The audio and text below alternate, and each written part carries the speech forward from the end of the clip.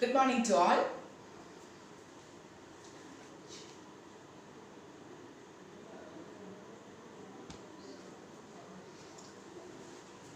Good morning to all. Welcome to Bosco Campus Vision. This is Asha SP from PG Department of Commerce. We are on the next lecture series of income tax planning and management. We are dealing with tax planning in relation to setting up of new business organizations. So, ഇപ്പോൾ നോക്കുന്നത് tax planning for shipping business ആണ് ഇന്ന് നോക്കാൻ പോകുന്നത്. Tax planning for shipping business. അപ്പോൾ shipping ബിസിനസ്സിൽ നമുക്ക് tax plan ചെയ്യണം. ഷിപ്പിംഗ് ബിസിനസ്സിൽ എൻഗേജ് ചെയ്യുന്ന ഒരു ഓർഗനൈസേഷൻ ആണ്. അവർക്ക് ടാക്സ് പ്ലാൻ ചെയ്യണമെങ്കിൽ കുറച്ച് കാര്യങ്ങൾ നമ്മൾ അറിഞ്ഞിരിക്കണം. അപ്പം നമുക്കിത് കുറേ കാര്യങ്ങളാണ് നമുക്ക് എക്സാമിനേഷൻ പോയിന്റ് ഓഫ് വ്യൂവിലോ അല്ലെങ്കിൽ അതിൻ്റെ കുറച്ചൊരു ബേസ് ആയിട്ടുള്ള കാര്യങ്ങൾ മാത്രം നോക്കിയാൽ മതി. അപ്പോൾ ഇവിടെ it is assessed under a tonnage system. ഒരു ടണേജ് സിസ്റ്റം എന്ന് പറഞ്ഞ ഒരു ടാക്സ് സിസ്റ്റത്തിലാണ് ഷിപ്പിംഗ് കമ്പനിയുടെ അക്കൗണ്ട്സ് നമ്മൾ അസസ് ചെയ്യുന്നത്, അല്ലെങ്കിൽ അതിൻ്റെ total income not as per നമ്മളുടെ 5 ഹെഡ്സ് ഓഫ് ഇൻകം വെച്ചിട്ടല്ല നമ്മുടെ ഷിപ്പിംഗ് കമ്പനിയുടെ ഇൻകം അസസ് ചെയ്യുന്നത്.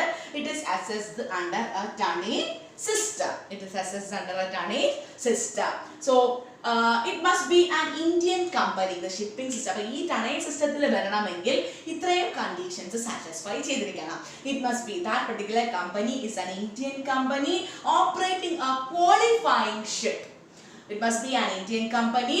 That means the control and management of the affairs of the company is situated wholly or partly in India. അങ്ങനെയുള്ള കമ്പനിയാണ് നമ്മൾ എന്തെന്ന് വിളിക്കുന്നത്? Shipping company. So it must operate a qualifying ship. What is a qualifying ship? Qualifying ship means a sea-going ship. Qualifying ship means a sea-going ship. That or it is registered under the Merchant Shipping Act of 1958 or ship registered. ഇനി നമ്മൾ ഇന്ത്യക്ക് പുറത്ത് register ചെയ്ത ship ആണെങ്കിൽ they must obtain a license issued under Director General of Shipping Company.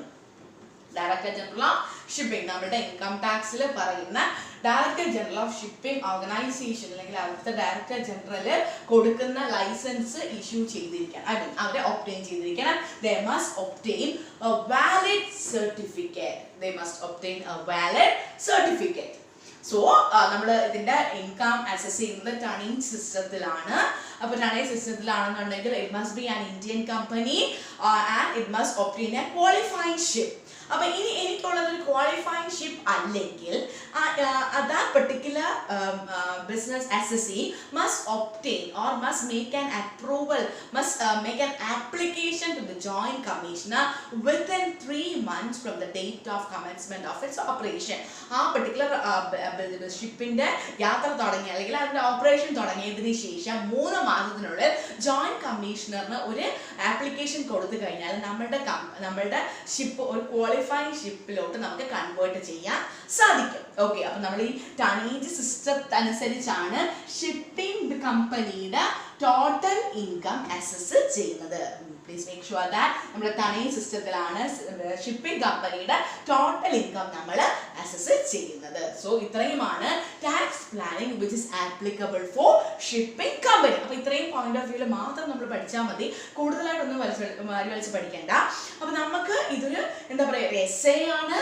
Setting up of tax planning in relation to setting up of new ബിസിനസ്സിൽ നമ്മൾ തുടങ്ങിയത് partly agriculture income ആണ്, then hospital, hotel, infrastructural facility, then gas, natural gas, then leasing, eligible business, leasing, flying and hiring of goods, then shipping company, അങ്ങനെ കുറേ business ഓർഗനൈസേഷൻ്റെ കാര്യമായിട്ട് tax planning ആണ് നമ്മൾ പഠിച്ചത്. അപ്പോൾ ഇത്രയും കാര്യങ്ങൾ നോട്ടിൽ പോയിന്റ് ഔട്ട് ചെയ്ത് വെക്കുക. And that's all about the today's session, and that's end of this particular essay. This is Asha SP signing off from Bosco Campus Vision.